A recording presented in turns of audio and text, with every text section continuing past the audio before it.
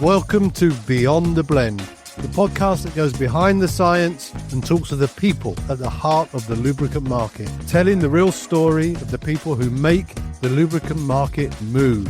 With real insight and honest conversations, we aim to show off the people's side from across the entire lubricant supply chain. Join me, Steve Knapp, and Rob Taylor as we delve behind the scenes of the lubricant industry. Let's go. Let's start with a quick 5 from 5. Angus, grease gun or lab coat? Oh, great questions to start. Grease gun. So hands-on, good insight. Workshop floor or boardroom table? Oh, do a lot of both. So probably more in the boardroom. More in the boardroom. Slick new innovation or tried and tested classic?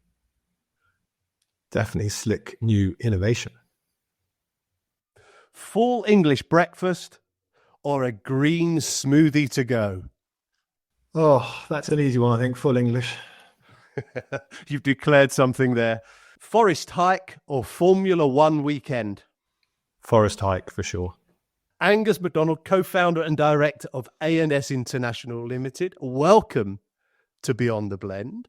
It's great to have you here. We've been talking about this for quite a while, but eventually here we are. We have, Steve. It's a real pleasure. First, I really appreciate the invitation. It's great to be here. I've been a big fan of the show since day one. I think I've listened to every single episode. So when you asked me a few months ago to join you, something I wanted to jump at. Thank you.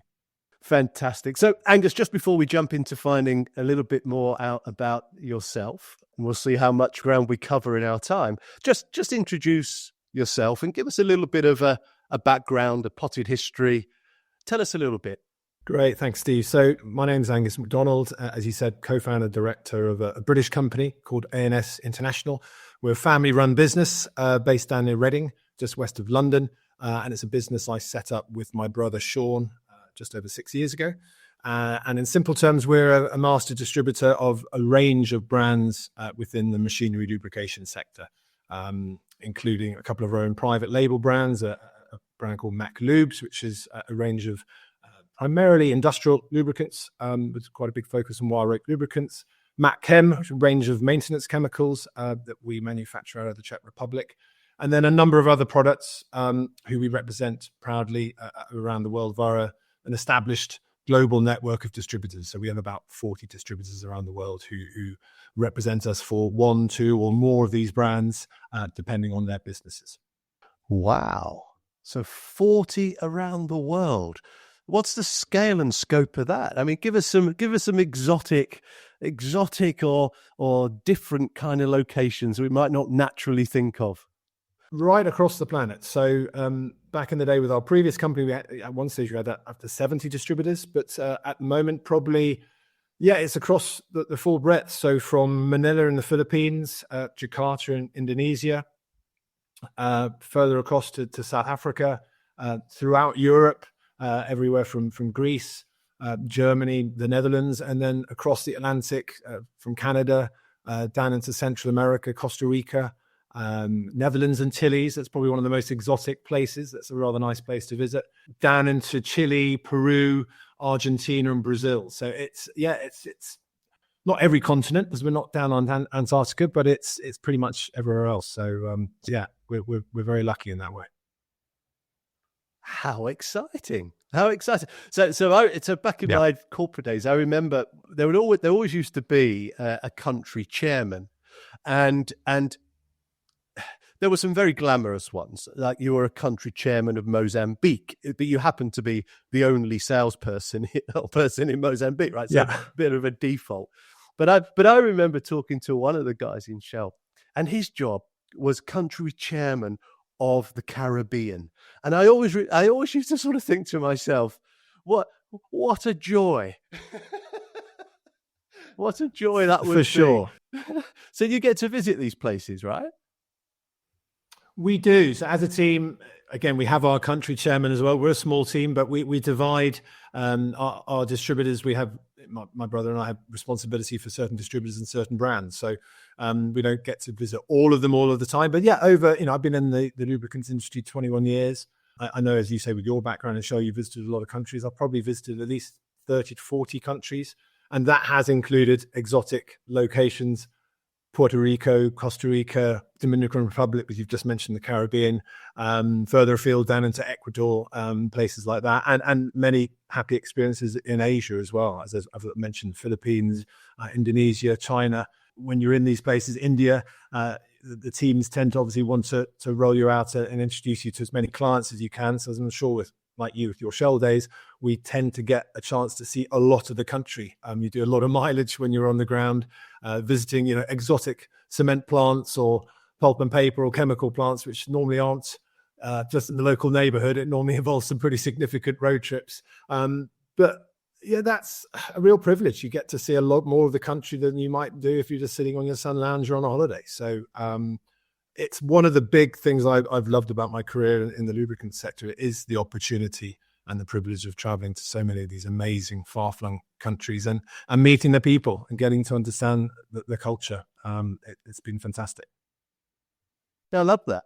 I mean, I think you start to highlight some of the incredible aspects of a career in lubricants, right? And beyond the blend, we've been sharing their stories about that, travel in your case being one of those. But before we jump into maybe more of the prepared questions, I've got a question that I've been wondering for a while, Angus.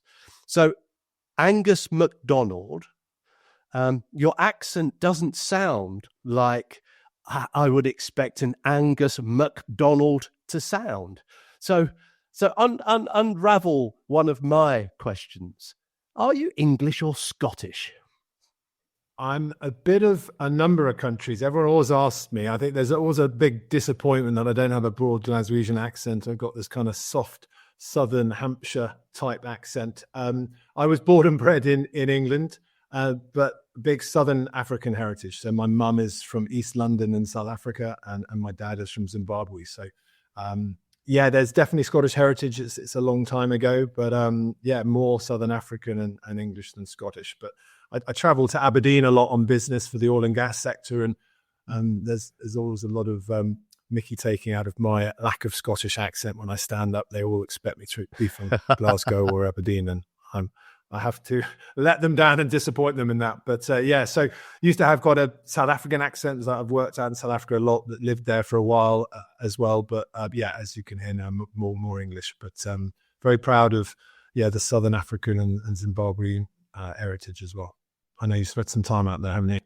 Yeah, I have. Yeah, indeed. But there's me learning something about that. So the picture behind your shoulder, the rugby, which people can't see, of course. There is a rugby, there's some rugby posts. Now, from what I thought, I imagined that might be England. I don't know if it is. So who do you follow? Scotland, England, South Africa? What is it? Again, great question, Steve. So when England are playing, always we'll follow England. And if it's England Springboks, so I get lucky enough to watch sometimes in the November internationals, I'll be supporting England. I'm a proud Englishman. But whenever the Boks are playing any other time, then I'll support the Boks, big time. And that picture is the famous moment that Johnny slots the winning drop goal in 2003 for the Rugby World Cup. So I like to have that in the background when chatting to my Aussie colleagues all the time. Pointing to it over your shoulder and reminding them, because they're such good losers, right? Oh yeah, naturally. Oh, and, brilliant. Particularly enjoyed the British and Irish Lions series just now as well. So yeah, I wish I could have been out there. Yeah, absolutely. So rugby's one of your things, right? Yes, it has, Steve. Yeah, from a very early age. Played a lot of rugby at school, university, and then club level. Traveled a lot with it. Was fortunate enough to go on a number of really fantastic tours around the world to Australia, New Zealand, South Africa, Dubai, and then ended up playing until probably my early 30s, when a young family and a career meant had to hang up the boots, and things started to break as well, which was a bit inconvenient. So yeah, had to focus very much on when our sons were born, and then I was traveling a lot with business, and it just wasn't working for me anymore. But yeah, it's certainly my number one sporting passion is rugby, and still love to get to as many live matches as I can, and the family all enjoy it too. So we're lucky enough to get up to Twickenham to watch England play, and hopefully we can get on a British Lions tour in the future as well. I went in 2001 with a big group of friends of mine down to Australia, which was a really memorable trip. Oh, fantastic. Yeah, and where you live there, Reading, I mean, that's only a short train hop, isn't it, to Twickenham? And I guess, is it Harlequins down that way? Yeah, Harlequins not far away. London Irish used to be quite nearby before they went under. And then I'm a big Bath fan. So Sean went to university down there, and a number of my old university friends used to represent Bath. So Bath's our favourite club, which is, again, not too far away, probably an hour or so down the M4. But yeah, it's a big passion of mine. Oh, that's great. I'm really pleased to have found that out, and thanks for sharing that. So let's sort of just transition a little bit into sort of what makes you tick. So working with your brother, I don't have a brother. I can imagine that you can be great friends, and I can imagine you can say some pretty honest things to each other. How's that working with your brother? It's great. I'll be really honest, and I get asked this all the time. A lot of friends and colleagues are like, "Oh my God, there's no way I could work with my family." And for many of my 21 years, so probably for 15, 16 years of my career in the lubricant sector, I was working with our father as well. So he founded our original company many years ago down in South Africa. So we worked together, the three of us, probably in total about 14 years. And yeah, we're very fortunate. We get on well. We have a lot of synergy in terms of our kind of skill set. So in terms of A&S International these days for Sean and I, and we're both very focused on sales naturally, but I'm more on the marketing side as well, and then he's more on the finance side. So and as I mentioned earlier, we also divide up the different distributors and the various brands in terms of our responsibilities. So we find it works really well. We've got a close relationship. We trust each other implicitly. And yeah, I'll be honest, having been in a family business for 21 years, I can't imagine not working for a family business. It's again, I think it's a real privilege to be able to work with the family. Was this a choice, Angus, that you got hooked into the world of lubricants, or was it almost something that you were going to have to do? I mean, was there a moment that hooked you to the journey and you said, yes, this is for me? Yeah, I think growing up, my father was building a business around the world, did a lot of traveling, was obviously very aware of what he did within the sector. Went to university, wasn't totally sure I wanted to join the business, was very sure I wanted to do my own thing. I mentioned my passion for rugby, also just generally sport. I'd always thought that I wanted to work in sports marketing. So certainly when I graduated from university, for the first 5 or 6 years, I actually had my own sports marketing agency. So it's obviously very different from lubricants, but with sports PR, event management, working in sports like rugby, golf. I know you're a golfer, Steve. So we used to represent TaylorMade Adidas Golf, for example. So, it was very lucky to be out on the European tour and working with some of their big players.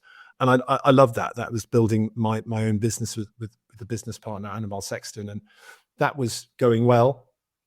And then 6 years in, my dad and I had a conversation one day. And at that stage, it was him and a few colleagues. And he just had an honest conversation and said, listen, there's, looking to the future, there is an opportunity to join us should you wish to do so. And there's obviously a future opportunity.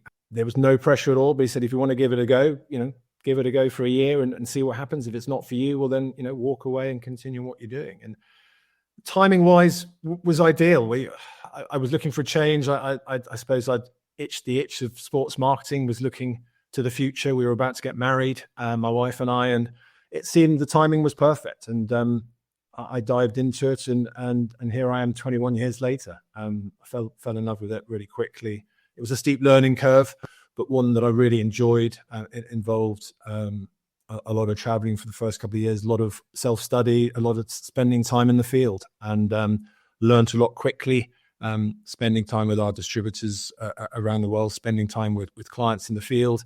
visiting a wide range of industries, working on a wide range of applications, getting my qualifications, STLE, CLS, ICML, MLT 1 and 2, and MLA. So, but for me, that the main way of education was being out there in the field and spending time with our distributors, salespeople, and the clients, obviously. And as I said, here I am 21 years later, so I'm really pleased. I suppose took a bit of a gamble. There was no guarantee it was going to work out, but I found that it was an industry I had an affinity to, I suppose, growing up around it. A lot of our distributors are now second generation like we are. So, family, I've mentioned for us as A&S International, but many of our distributors are also family businesses. So the fathers were maybe appointed by my dad, David, and then very often now the sons or daughters are now running the businesses like we are at this site. So, some of those teams we've been working with nearly 50 years. So there's a real legacy there. There's a lot of loyalty. And again, that's something I particularly love about our business, that there's that length of relationship and the fact that, you've got the business relationship, but also some extremely close personal relationships. And that ranges from everywhere from the Philippines to Indonesia to South Africa, Australia, and then across to South America as well. So that's been a fantastic part of the journey. And that's amazing, isn't it? Really, I mean, you think about the decades of experience there, and the depth of those relationships, and I guess over that time, there's been quite a bit of innovation, and I guess particularly product wise, and I guess the sort of more eco-friendly products. So I'm interested in the sort of your personal side. How do you blend the tradition with transformation? Because there's this whole piece about you protecting the legacy, developing the relationships, but there is a transformation that's going on here as well. So I'm interested in, how do you balance the two things? Yeah, I think it's been easier than I thought it would be, actually, Steve. I tend to find with our sales teams, people are always interested in new opportunities. I think, and I've heard it on a number of the Beyond the Blend podcasts, sustainability obviously is critical to our industry moving forward. And it, I think, quite wrongly gets often a bad rap, because obviously people see it as lubricants, hydrocarbons, dirty, unenvironmentally friendly. But as we all are aware, there's been huge strides made in the last decade or so in terms of making it a much more sustainable business. And what we found over the last 6 years, in terms of the different brands we've taken on, there's been a great synergy in terms of all of them generally have got a big sustainability focus, which tends to be reducing energy, lubricants, or fuel consumption in significant levels, and or being biodegradable in nature. So whether that's from a lubricants perspective, whether that's from a fuel additive perspective. And what we found in terms of that transformation, it's been really important because our distributors have wanted to follow that path, but serve their clients more and more, as I'm sure you've experienced in the field. Companies are under pressure, quite rightfully, to decarbonize and to work more sustainably. And that could mean having to use biodegradable lubricants. It could mean, how they can save energy, how they can save fuel, how they can use future fuels, etc. And we seem to be in a good sweet spot as a business at the moment, where we have a range of these products that are enabling our clients and our distributors to play their part in terms of moving towards these decarbonization goals. Yeah, so really your leadership and showing how the story connects, I guess, is one of the pieces I'm hearing there, because it's not just about product sales, right? It's about the story behind the product. Am I hearing that correctly? Correct. Yeah, very much so. I think the storytelling is important. I think for in our business, case studies have always been crucial. End users, as you guys are talking in your business, they want to do their due diligence. They want to be educated. They want to know that they're working with the right companies. And I certainly find throughout my career, case studies have been a really crucial part of that. And that fundamentally is storytelling, proving that product X is going to do Y, and that it's going to help them save money, number one. But number two, more and more, it's to prove that product is also going to help them, make progress towards net zero goals, or help them to decarbonize. And if so, how can they do that? And that's certainly what we've seen in the last couple of years. More and more clients are willing to take that plunge and to look at these newer, innovative products, many of which they might not have heard of before. But I'm not saying their hands being forced, but there is that much pressure there that I'm finding more and more companies we work with are willing to embrace this new technology because we have no choice. I keep on quoting it, but there is no silver bullet for sustainability. There's, as we all know, multiple different ways that we can all play our part to help decarbonize and move towards net zero. And I've been really encouraged actually as to how many businesses now are willing to embrace these new solutions, or at least to consider them as to how they can play their part. It's we won't go down this line too long, but it's an interesting, for me, observation to hear about your business in all of these different markets. I mean, you would see the difference in scale of an open cast mine in Africa versus a small industrial factory in Reading. So the point is there is a real importance and criticality that on a global scale, this adoption and the stories are compelling to those larger sites, which potentially would be slower to adopt some of the more sort of pioneering solutions in this space. So quite an interesting reflection that I think that you get to see, some of the more challenging aspects of sustainability and product sales in larger, more diverse markets, I'd imagine. Totally. And I think what I found particularly interesting, Steve, the last few years in terms of some of the new roles and responsibilities that are emerging in all sorts of companies, from the very large, as you say, the largest mining companies, all the way down to some of the smaller industrial players, the likes, sustainability directors have been around for a long time, but suddenly head of carbon or decarbonization. And we're dealing with more and more of those individuals who, understandably, it's their role to achieve progress in these areas. So when I look at a number of the products we are selling, so Solnox, for example, which is an eco fuel conditioner. So that's all about dosing primarily hydrocarbon fuels, so diesel, marine diesel oil, petrol, or treated vegetable oil, HVO, biodiesel, that kind of thing. But it's enabling these companies who are very often investing vast amounts of money in future fuels, looking ahead at the hydrogens or the methanols. But at the same time, a transitional solution like Solnox can still enable them to, number one, save money, but number two, achieve some really significant decarbonization results with greenhouse gas emission reductions by still using these older fossil fuels that are understandably frowned upon.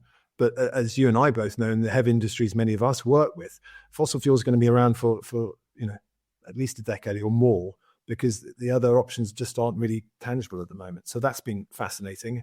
And then another brand, Fluidtech, for example, out of Holland, they're B Corp certified, varnish specialists.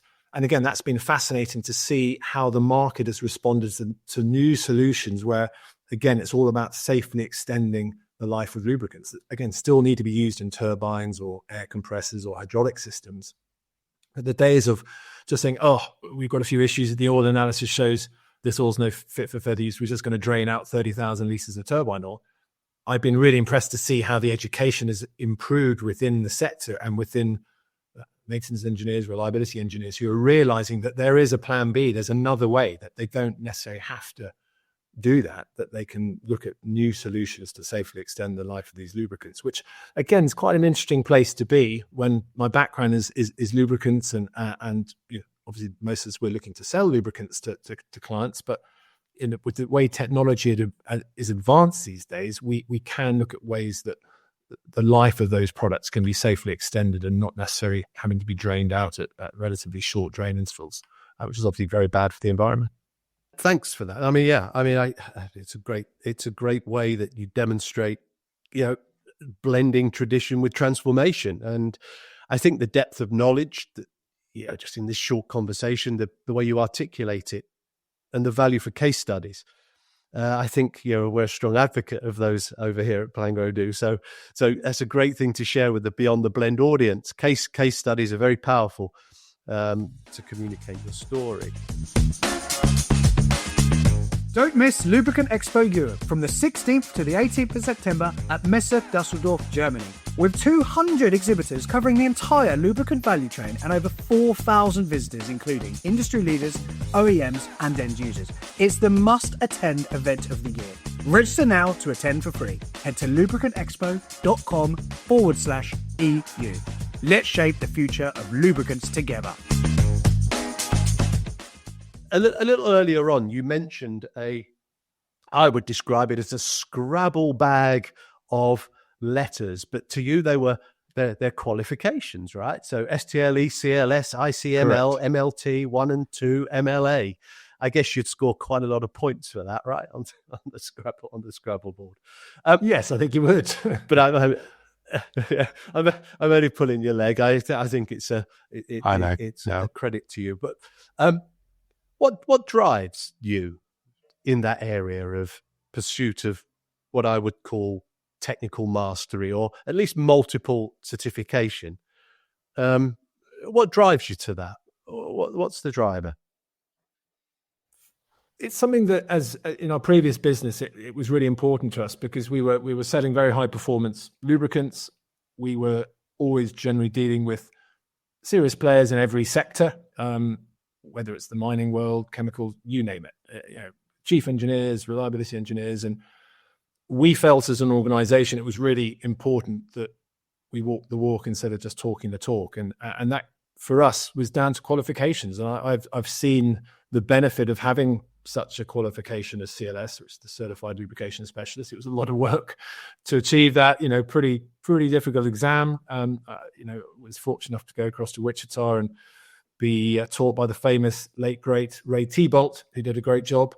But I found subsequently in those years since I've had those various lubricant specific qualifications, they've been a help for me, just in terms of often as simple as just giving more confidence to the end user, to the customers, that say, okay, well, these guys do know what they're talking about. They're not just trying to flog me grease or gear oil. They actually know what they're talking about, and they're actually going to add some value. And I think that ties in nicely that a lot of my career, I think probably you as well, that has involved training. Because whether it's educating our distributors and sales teams, or whether it's very often educating the client, that's been crucial. And I think that's important, always been important for me. If I'm going to stand up in front of a room and provide a training course, that they have that extra confidence that I know what I'm talking about in terms of the qualifications that I've spent time and money on achieving. And that's something I've always really enjoyed as part of this role, is that the amount of education, not only for myself, but the education to end users and to our distributors. And that's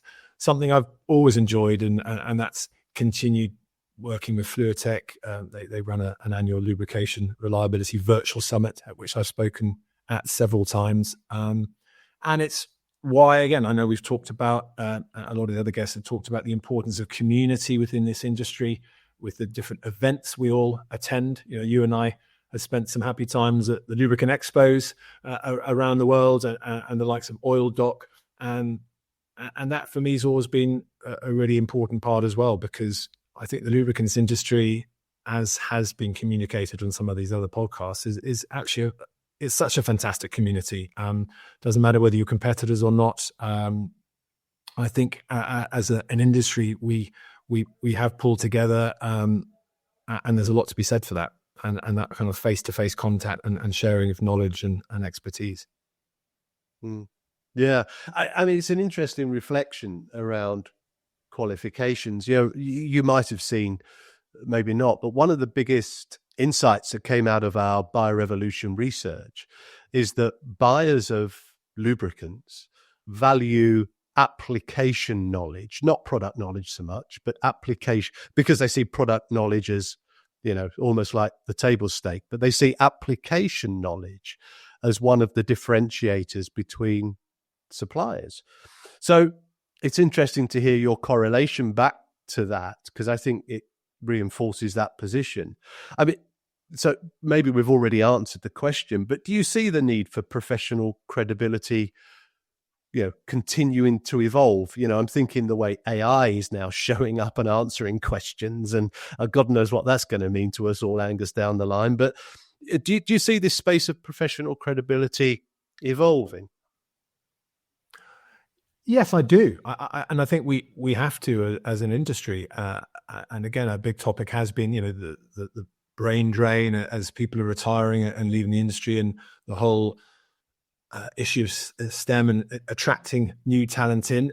I think we need to, because industry is constantly evolving. We've talked about how it's becoming more sustainable, but as we've seen as well, technology is moving so fast now, whether it's EV lubricants, whether it's what I've just mentioned in terms of, extending the life of lubricants, whether it's environmental lubricants. There's so many different changes. I think it's more and more vital for individuals in our sector that they do have that technical credibility moving forward. And I think with the work that yourselves do, the likes of Sanya and Rafe and all the educational work they do, fluid learning from Fluidtech, there's so many different opportunities now for people to expand their knowledge that there's no reason why they shouldn't be doing that. I think you're right. If they're selling a high performance lubricant to a big power plant, they should be expected to know what they're talking about. As you say, it's not just about knowing their own product. That should be a given, but they should understand what the gas turbine's doing and what the challenges are and how their product is going to be helping that gas turbine, etc.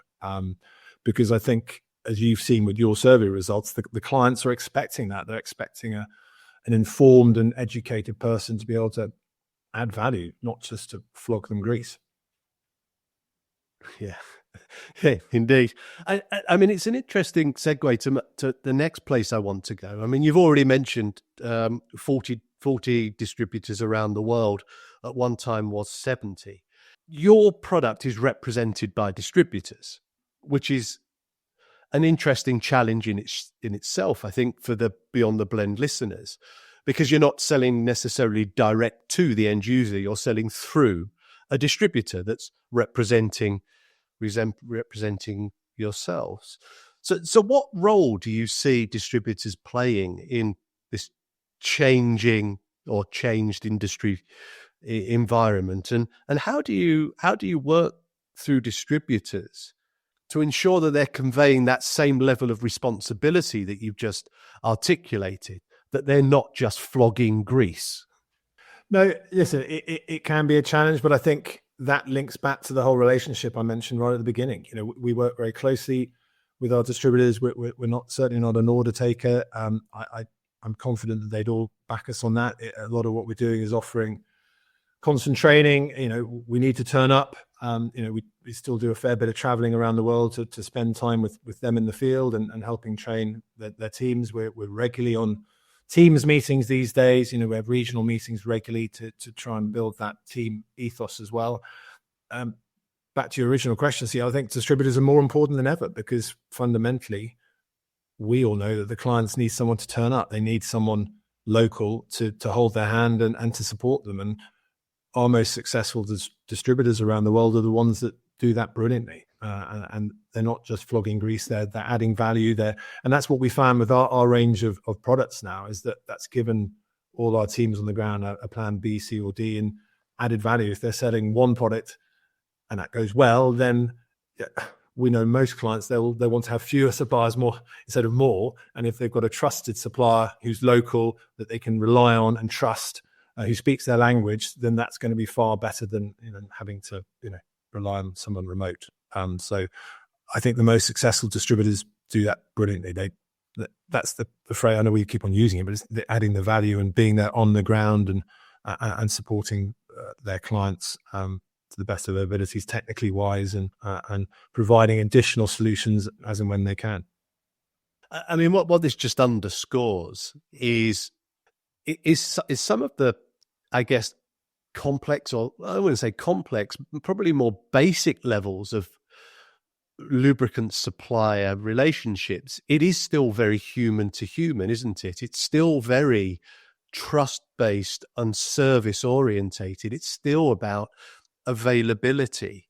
So whilst we're seeing so many, e-models, digital models, this human to human aspect, I'm hearing from your side of things, is a real differentiator or a real position in your marketing.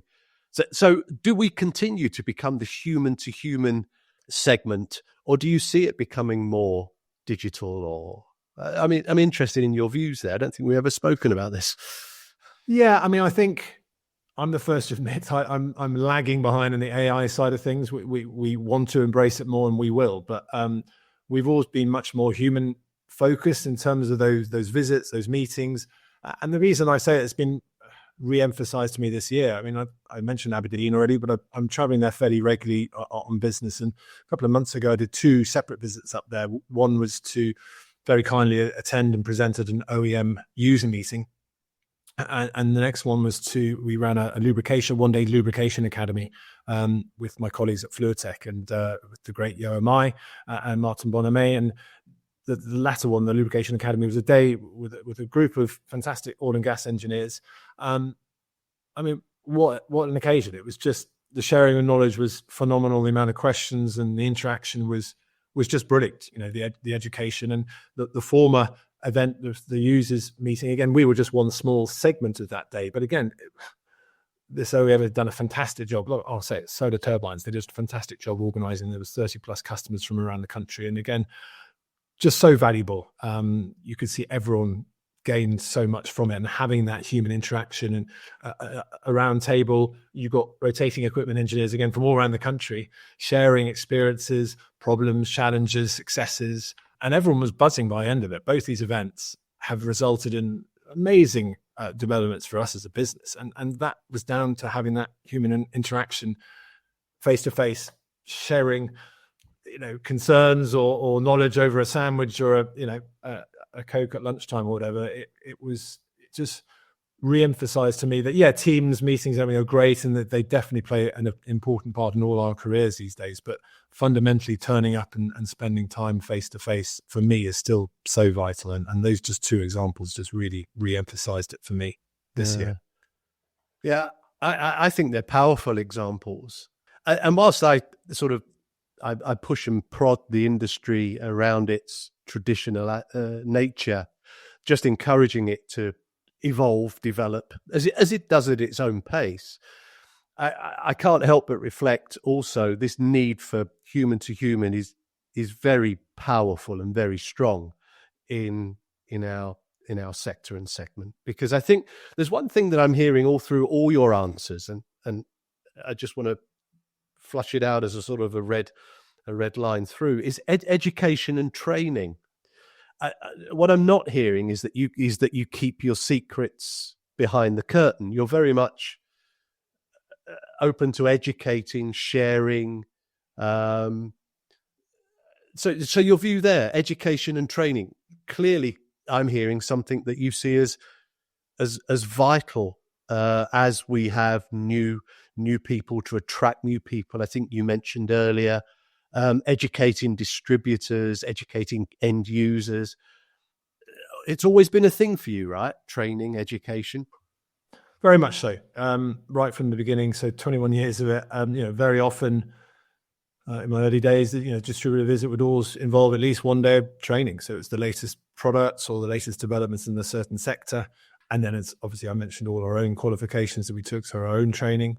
And then more recently, in the days of A&S International, we've worked closely with Michael Holloway from Fifth Order Industries. He's done a fantastic job at developing a lot of content online. Again, that kind of came out of COVID. So he kind of led the charge on that. And that's obviously the baton's been taken on by Rafe Britton, and done a fantastic job with his YouTube channel. So what's great to see is there seems to be, in my opinion, more appetite than ever for people to expand their knowledge, which is great. And I'm seeing it, yes, we mainly work through distributors, but in the last 4 or 5 years, we've also developed a lot of our own direct clients here in the UK, which we haven't traditionally done before.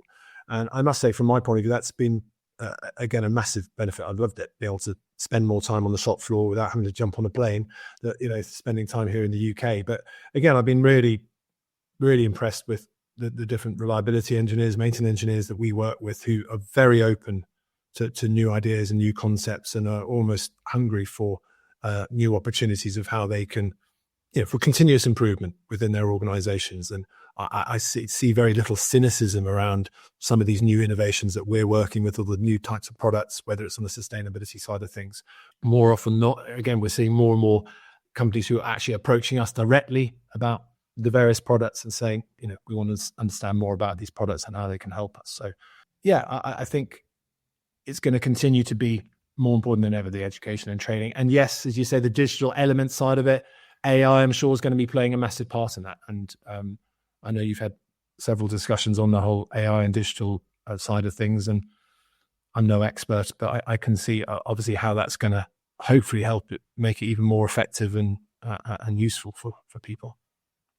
Yeah, I mean, it's just going to be, for me, a massive search engine as part of its AI, as part of its capabilities. So I think it just adds it's going to act as the new Google, if you like, somewhere down the line. But again, that's, for me, this is a really interesting side when we start to think about 21 years in lubricants, and still with the energy and the enthusiasm to educate. I think it's a tremendous thing, because I sort of reflect on my early days in Shell, and it was really just about products. Yeah, it wasn't really about the value add, the words that you've been using. It was about products, and it was about technical aspects of products. And I think we were driving a very different kind of educational program at that time. It was just about product knowledge. But I think more and more, as I've already said, application knowledge becomes really vital. And training is the only way we're going to teach people application insight. So yeah, keep pushing on, Angus. I think it's absolutely the right approach. We're talking about lubricants often, but I think what I've been really impressed with as a sector, as well as the way it's embraced the last decade or more, best practice. So yes, many our colleagues are selling lubricants, but also the growth in best practice in terms of keeping the products clean, cool, and dry, and the importance of oil analysis, and the bigger picture of the lubricant sector is not just standard greases and gear oils; it's everything else that goes with it in terms of preventative maintenance and that element. I think that's been fascinating to see the growth of organizations like Noria, for example, and the way they've led the charge on that side of the business, which again I think has been admirable for the lubricant sector, and how they've kind of led that way, because it's no longer just about, again, flogging a grease. It's about the bigger picture of how they can support those clients in terms of implementing best practice, and oil is not oil, all these things, which still surprisingly still comes out a bit. You still come across clients who you don't really know what viscosity means or what an NLGI grade is, and they don't realize they should be simple stuff, keeping the stopper on the top of a drum or a barrel, etc. It still amazes me how often when I'm on site, where there's just not with a lot of time, effort, or money, you could make some really big improvements for clients just in terms of the way they're operating. But we're in a much better position where we were when I certainly started out 21 years ago, where there was literally virtually no kind of understanding from the end user on that type of best practice, where I think we've come an awful long way. When I look at the 21 years, there's a dramatic improvement in terms of what we as a sector offer to the end users in terms of making sure they're operating more proactively and more efficiently. And I think hopefully that's only going to continue to improve. Well, I think it does, and I think brands like A&S International, are playing such a role there. And if we was to play that forward 10 years, what do you sort of hope the legacy and your role shaping it's going to be? What does that look like to you? Well, for us as a business, we're looking to expand all the time. We're really scratching the surface still in terms of geographical reach. We're always looking at ways we can grow our distributor network. We're looking to obviously expand our own team here. So in the next decade, we're looking to double, triple, quadruple the size of our business. So it's, when we founded A&S 6 years ago, timing wasn't great. COVID struck pretty quick after that, which kiboshed us for a while. But ever since, the momentum has been building. So, we're having a particularly strong year this year. So we're looking to build on that momentum. And fundamentally for us, as the way we operate, we need to expand our network. And, we've been doing so steadily over the last couple of years, and along those well-established distributors, some of whom, as I said, been working with 40 years. We've got, new members of the team who, really contributing brilliantly well. And for me, for the business for the next decade, the focus is on sustainability. It has to be. And I think we're well placed, given some of the brands we represent, and in terms of how they can help our clients become more sustainable. So I know that's going to be our main focus as an organization, and making sure that we continue to move forward in that category, and making sure we can play our part. Fantastic. So sustainability and continued growth. I think, whilst I summarize that very clumsily, I guess that could be an invitation to the most exotic and extreme distributors around the world, in corners of the planet that you're not accessing. So let's just see how that phone or that email starts burning up as you find those most sort of incredible, yes. No, incredible thanks, locations. Yeah, well, listen, we're always open to new team members. So yeah, obviously interested here from any companies who are looking for some new opportunities around the world, and add to the Avios as we travel around the world. Yeah. That's right. You get your free one companion flight a year. So just as we start to wrap up here, I always like to ask our guest Angus about the one. Is there one sort of key lesson that you would, or learning that you would pass on to others in the industry, as we're encouraging people to see the depth and breadth of opportunity in the lubricant sector? So I put that question to you. What would be the thing, the lesson, the learning that you would share with people who are listening in? It's a really simple one, and it's not rocket science, and I'm not trying to say it is, but for me, it is about relationships, the importance of relationships. For us, obviously, very often that's down to the relationships we have with our distributors and their sales teams. But obviously, for many people, it's the relationship with their clients. And for me, what I found as well is the relationships within our sector. And I mentioned it earlier, but I've been blown away by how inclusive we are as a community. I've got friends and colleagues now around the whole world. When we all attend the Lights of Oil Dock or Lubricant Expo, it's one of the joys for me that I'll be meeting colleagues from all over the world, many of whom now I have known for decades. And I see it as a very inclusive community. And there's a lot of sharing. I think with these relationships, it means there's a huge amount of opportunities. And that's what I often say to people, again, it's been mentioned on other podcasts, not a lot of us, our friends always like to wind us up about working in the lubricants sector. Most people know nothing about it. But I was listening to your podcast with Elisa the other day. When she got involved, she couldn't believe what an amazing industry it was. And people always find that, and they generally have no idea the extent of what we do as a sector, and we're involved in every walk of life. But that's what I'd really say: relationships. It's a fantastic, inclusive community, as I said, with a lot of sharing of knowledge and expertise, and I think that opens up huge future opportunities for anyone in our sector to grow their careers.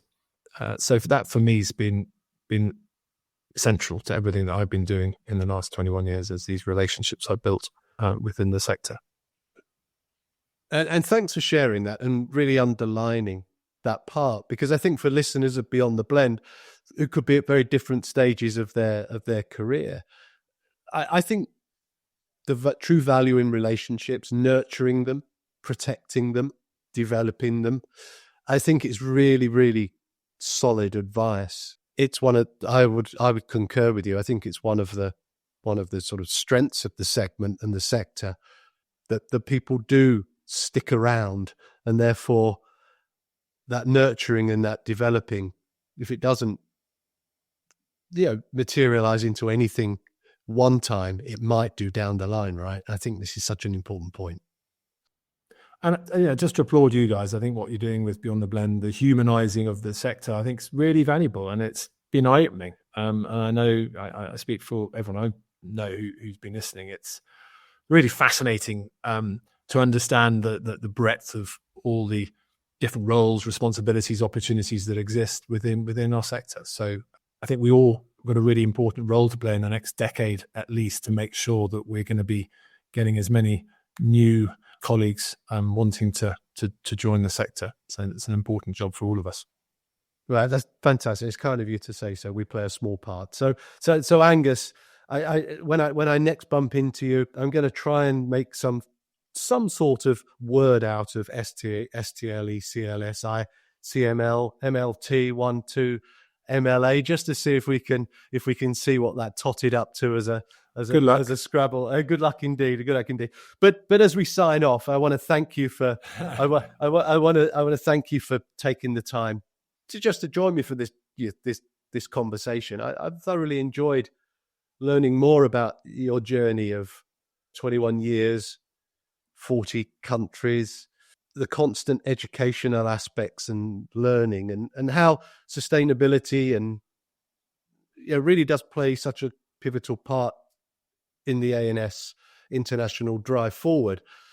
But also the fact that now I know we have a rugby aficionado in the team, and one that isn't quite sure whether they support the box or England. But I really appreciate you joining me. I'm sure people have taken so much from this. Where can people get hold of you if they need to, Angus, please?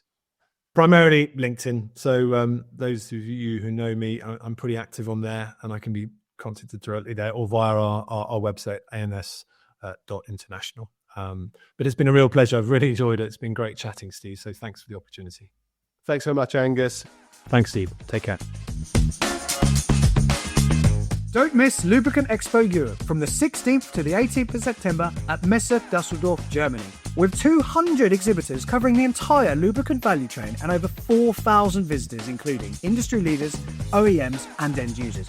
It's the must-attend event of the year. Register now to attend for free. Head to lubricantexpo.com/EU. Let's shape the future of lubricants together. Thanks for listening to this episode of Beyond the Blend. Be sure to follow us to catch next and future episodes as we continue to explore the people within the lubricant market.